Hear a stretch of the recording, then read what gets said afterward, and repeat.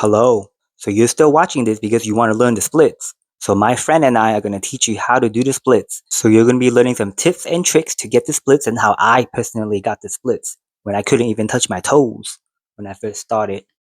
You're here on a mission to get your splits. Start by trying to touch your toes. We're going to warm up our legs even more by doing some kicks. Feel free to use the wall to balance.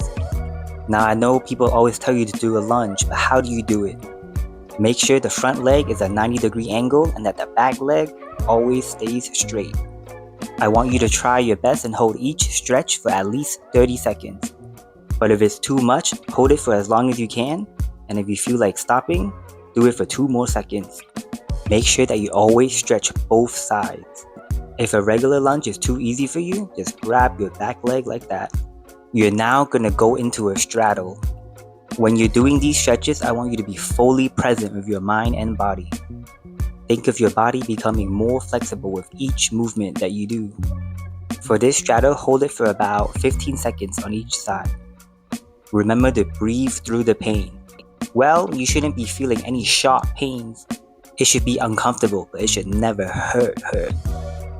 For this side stretch, you want to make sure the other arm is always in front of your legs so that you can get that good side stretch.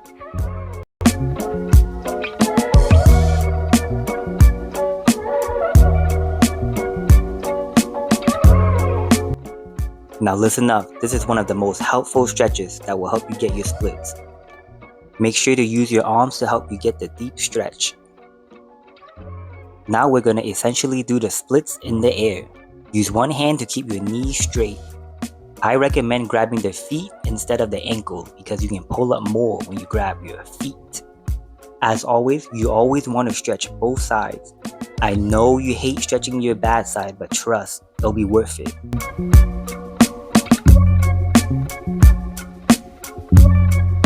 You're almost there, stay strong. Now for this stretch, you're going to bring your heel as close to your body as possible. But if that's too easy, you're going to bring it out like that.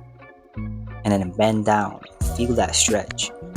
Remember, you always want to square your hips. So you see that? That's not squared. You want to, now your hips are squared. Last stretch, we're going to do wall splits. Don't worry if your legs are bent and you're not even touching the wall, that's fine. You want to use your arms to push yourself up against that wall. Eventually, you'll be able to do the splits on the wall too. Good job for making it this far. Now to attempt the splits, you want to put both hands down on the floor and slowly slide both your legs out and back. Remember, you want squared hips in your splits. So you see that? That is not squared. So, square it. Alright, good job. Remember to always breathe through each stretch. Most of the time, you have the ability to do the thing, but it's your mental blocks that stop you from achieving your goals. But I know that you can do it. However, remember to always listen to your body, and if it's telling you that it's too much, then it's too much. Remember to always do both sides. Now, since you're already warmed up from the front and over splits, I want you to challenge yourself and try the middle splits. Since your body is warmed up from all that stretching, just try the middle splits and challenge yourself. You might be surprised at how much progress that you've made. Now into a butterfly and take a deep breath. Congratulations, you should be very proud of yourself for doing all these stretches today. And once you actually get your splits, you want to do over splits. The more you do over splits, the easier regular splits will become. For me, the regular splits is my warm-up for the over splits. Imagine that your splits become your warm-up. Congratulations, you should be very proud of yourself for wanting to do the splits and actually, stretching. You should be proud of the progress that you made so far. So how often should you stretch? So let's say that you did all the stretches here today and then you wake up the next morning and you're sore as heck. So you probably can't do any of the stretches today. So you probably want to do a lighter version of each stretch, or you should probably just take a rest day. I recommend stretching every day to maintain the flexibility. So you probably want to stretch like every other day, or depending on how your body feels. Because if you're too sore, you probably wouldn't want to stretch that day. So how long does it take to get the splits? You love this question.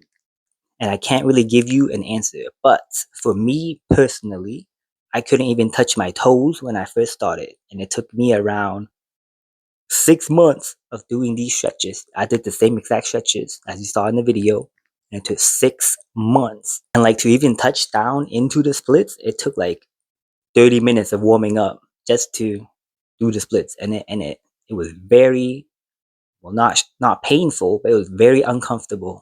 But now the splits are my warm-ups, so eventually you're gonna have the perfect splits. You can do it. Let me know in the comments how your progress is doing with your splits. Thank you for watching.